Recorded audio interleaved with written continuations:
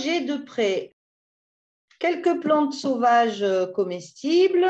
Donc, il y a de la menthe, des feuilles de mauve, quelques fleurs de mauve pour décorer à la fin, des feuilles de pissenlit, des feuilles d'oseille sanguine et des feuilles de plantain. Voilà, ça c'est ce que je vais mettre dans le pâté.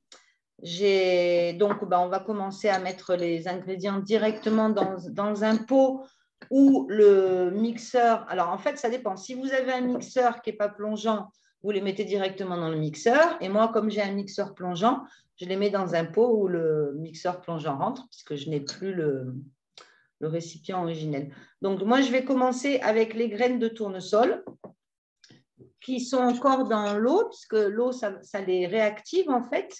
Donc, voilà, je les mets sans l'eau pour l'instant. Après, on rajoutera de l'eau, mais le mieux, c'est de mettre d'abord tous les ingrédients pour voir quelle quantité d'eau on a besoin. Alors, les doses, moi, je fais vraiment au pif parce que ça n'a pas beaucoup d'importance. Après, avec l'expérience, vous verrez, ah bah tiens, moi, j'aime bien quand il y a plus de graines et plus de goût de graines, ou quand il y a moins de graines et plus de légumes. Il n'y a pas de… Moi, je suis très intuitive avec les doses, alors je n'ai pas de quantité précise. Je fais toujours au pif, mais là, déjà, vous pouvez voir ce que je mets. Voilà, on va mettre encore une petite cuillère et puis on n'est pas obligé de tout mettre. Voilà. Donc, voilà, j'ai à peu près un petit fond de pot de graines de tournesol. Ensuite, moi, alors, donc, comme j'avais dit, on peut mettre toutes sortes de graines, hein, ça n'a pas d'importance, c'est en fonction de vos goûts. Donc, ensuite, je vais rajouter des noisettes que j'ai fait tremper aussi. Donc, voilà, je rajoute des noisettes. Moi, j'adore le pâté végétal avec les noisettes. Alors, si jamais je vais trop vite parce que vous le faites en même temps et que ça va trop vite, n'hésitez pas. Je peux aller moins vite, bien entendu, parce que moi, j'avais tout prêt à côté. Donc, voilà, j'ai mes petites noisettes. Donc, voilà, c'est à peu près ce que je vous avais dit dans la préparation. J'ai à peu près un quart de pot de graines, un quart de gros pot. Ensuite, je vais rajouter… alors, moi, j'ai prévu une demi-courgette de mon jardin. Donc, bon, moi, je la mets la courgette avec la peau. Alors, bon, pour que ce soit plus facile avec le robot, on la coupe en morceaux. Donc, ça, je ne l'ai pas fait à l'avance parce que c'est dommage de perdre les vitamines avec la courgette coupée comme ça. Donc, je le fais maintenant. C'est assez rapide.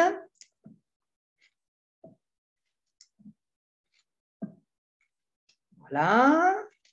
Bon, il faut que tout rentre, alors je ne vais pas en mettre plus. Ensuite, bon, alors celle-là, je vais l'éplucher vite fait. J'ai une demi-patate douce, puisque la patate douce, ça se mange cru aussi. Enfin, ça peut se manger cru. Alors, je ne l'ai pas épluchée à l'avance parce que la patate douce, ça s'oxyde rapidement et j'avais envie de la voir belle et orange parce qu'après, quand elle est mélangée avec les autres aliments, elle ne s'oxyde pas autant. Donc, je fais ça très vite.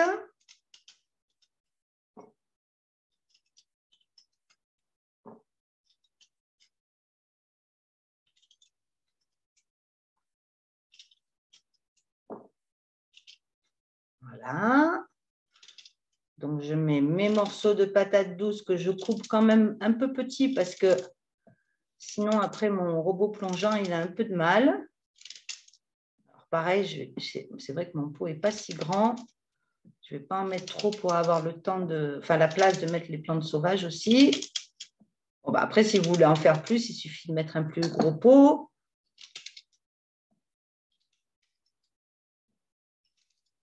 Voilà. Bon, après, c'est vrai que c'est bien qu'il n'y ait pas trop de… Enfin, c'est pas bien, en fait, c'est comme on veut. Plus on met de légumes, plus c'est… Bon, c'est pareil, en fait, c'est aussi bon. Voilà, je pense que c'est pas mal pour la patate douce. Et ensuite, je vais quand même couper grossièrement les plantes sauvages pour, pareil, que ce soit plus facile avec le robot. Donc là, je mets les feuilles de mauve. J'adore la mauve. Là, je mets la menthe parce que j'aime beaucoup la menthe dans le pâté végétal.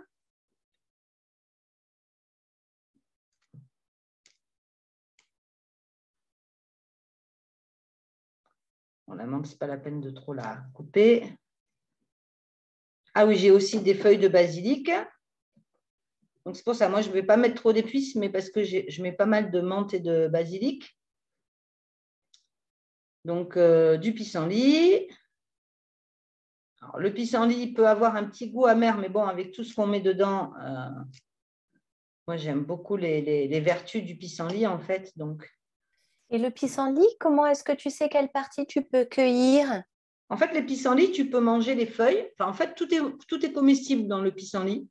Donc, en fait, les feuilles, plus elles sont grandes, plus elles sont amères, mais ce qui n'empêche pas qu'elles sont tout à fait comestibles. Donc, en général, je prends les plus petites et voilà. Donc, j'ai enlevé les feuilles, en fait. Enfin, j'ai coupé des feuilles de la plante de pissenlit dans mon jardin. Enfin, j'en ai plein de pissenlits dans mon jardin.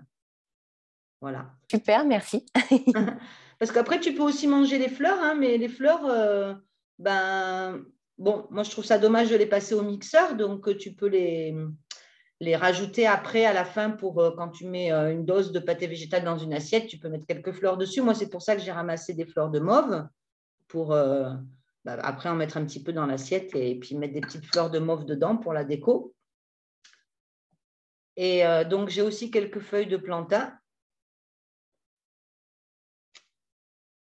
Et je ne sais pas si je vais mettre l'oseille sanguine, puisque en fait, bon, l'oseille sanguine, moi j'en mange régulièrement. Il ne faut pas en manger trop. Moi, je ne suis pas du tout sensible à ça, mais bon, comme je vais aller manger après le pâté végétal avec ma voisine et que je ne sais pas pour elle, du coup, je ne vais pas les rajouter. Mais sinon, l'oseille sanguine, c'est comme ça.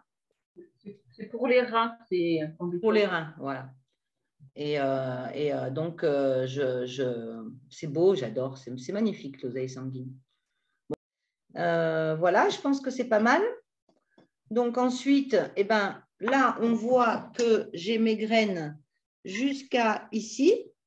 Donc, je vais mettre de l'eau à peu près jusqu'à la fin des graines. Vaut mieux mettre un peu moins d'eau et passer le robot. Et après, si on voit que c'est trop épais, on rajoute de l'eau que l'inverse. Alors, avant, je vais rajouter du sel. Alors, moi, j'ai du gros sel, mais ce n'est pas gênant puisque ça va se diluer dans le reste. Voilà. Et je vais rajouter aussi un petit peu de poivre et du cumin. Mais je répète, comme je vous avais dit dans la préparation, n'importe quelle épice, ça convient. Ça va vraiment dépendre de quels légumes vous mettez et de vos goûts personnels, bien entendu.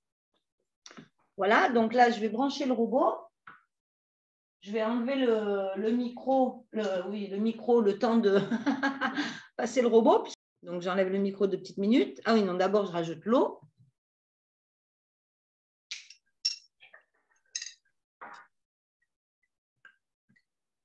Voilà, je pense que là, c'est pas mal. Et après, je verrai si il faut que j'en rajoute un peu ou pas. Voilà.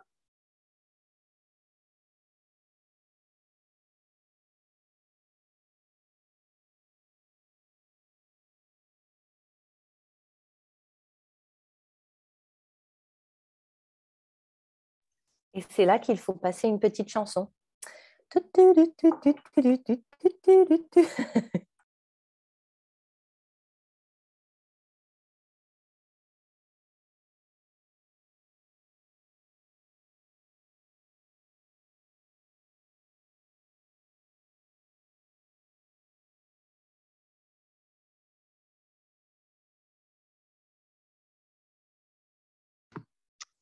Voilà, donc bon, moi j'aime bien quand c'est assez crémeux, donc je prends le temps de bien le. Avec le rougon plongeant, c'est un petit peu plus long qu'avec le mixeur.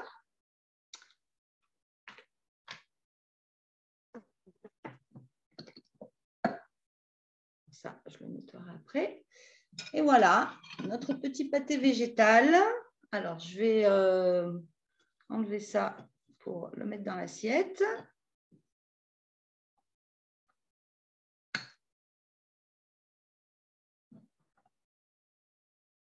Voilà. Après, vous pouvez aussi rajouter des petits bouts d'olive dedans, par exemple. C'est très bon aussi. Avec des petites fleurs pour la présentation. Et voilà.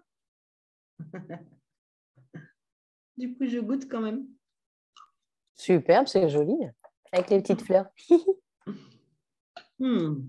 C'est très bon aussi. Et Voilà, du coup, ça se mange cru comme ça.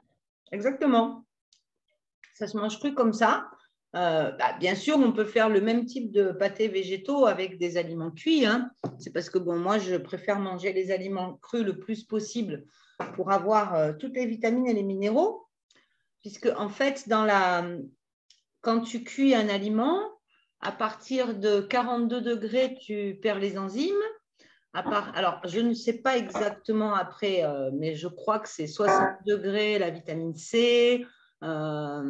Et plus tu montes, plus tu perds des ingrédients, donc des vitamines et des minéraux. Donc, c'est pas grave parce que c'est une certaine énergie de nourriture.